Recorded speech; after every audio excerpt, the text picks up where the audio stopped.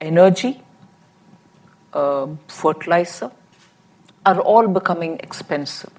As a result, in some parts of the country, not so much for us, there is severe food insecurity. We are in a position to export. But if our input costs are going up, or if our farmers themselves come under stress, export and the global understanding, multilateral institutional compulsions don't help in exporting food that easily. And this is a bane of some understandings which have been given a play since the Uruguay Round. And we've been in every WTO meeting talking about it, saying it shouldn't be so.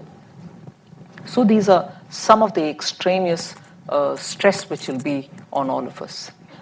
But internally, you did sort of talk about what are the efforts that you're likely to take and how are you going to go about it. Internally, we are making sure credit is available and at an affordable rate. Where it is necessary to give an intervention in the form of interest subvention, we do that so that small and medium businesses can survive. Farmers can get it at an absolutely affordable rate.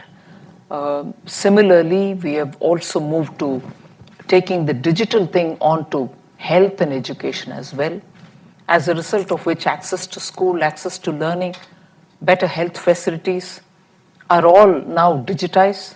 So telemedicine is a big thing. Far-flung areas of the country get also better treatment.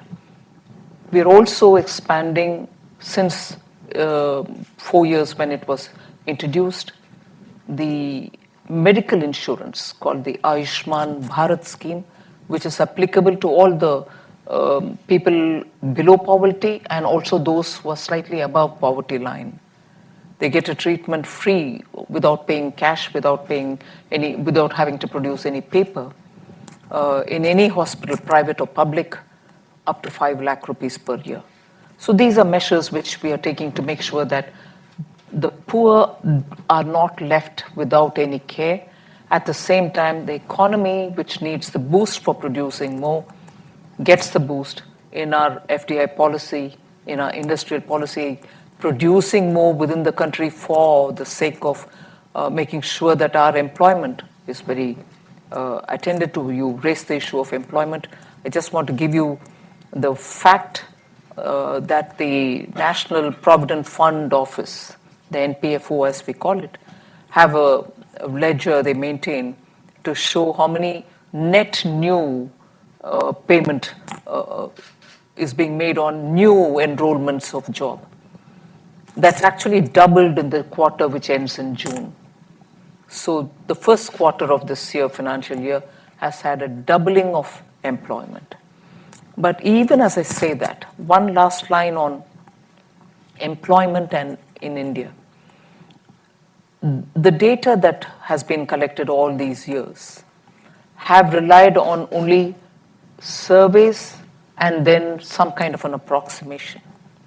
But equally, today there are government's own periodic surveys which come up with data on labor, formal sector, informal sector, and so on, which give you data to prove that after the pandemic it is improving. But equally, I would like to recognize the fact that there is a good lot of reshaping, recasting which is happening in the Indian economy. If you like the video, do like, comment, share and subscribe.